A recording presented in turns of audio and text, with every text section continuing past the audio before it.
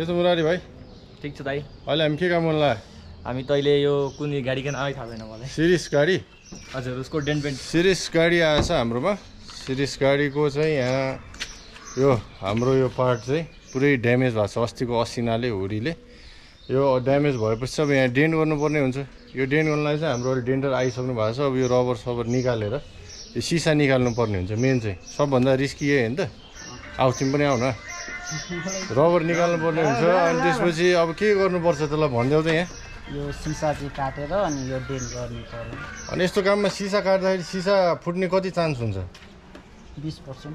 20% जति सिसा फुट्ने चान्स पनि हुनसक्छ। त्यही भएर हामीले चाहिँ यो डकुमेन्टेसनको लागि रेडी पार्नलाई भयो भने भिडियो चाहिँ बनाएको, ताकि भोलि कस्टमरलाई अब हामीले नफुट्ने गरी नै गर्ने हो गर्न चाहिँ। त्यही पनि कथम कदाचित केही भइहाल्यो भने केही अब हुनु त हुँदैन है, हुनु त हुँदैन। त्यही पनि गरौँ, अब गर्ने प्रोसेस नै त्यही हो।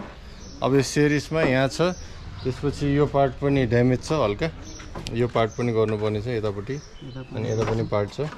अब यता ल हामी अब निकालेर अर्को भिडियोमा भेटौँ है त।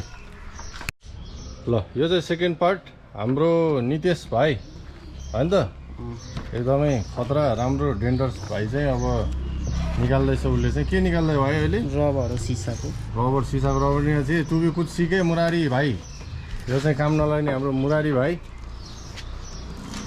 टक्क निकाल्दैछ। रबर पहिला निकाल्नु पर्यो, त्यसपछि के निकाल्नु पर्छ?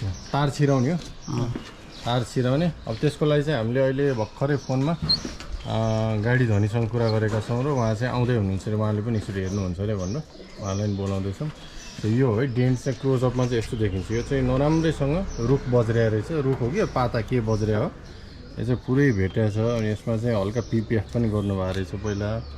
अब दामी नै बज्रिया छ। त्यही भएर यसलाई चाहिँ अब मजाले यहाँबाट यसरी पुवालै छ यहाँ, त्यही भएर मात्रै निकाल्नुपर्ने हो। भिडियो हेर्दै गर्नु होला है त। सिरिस 3 ल।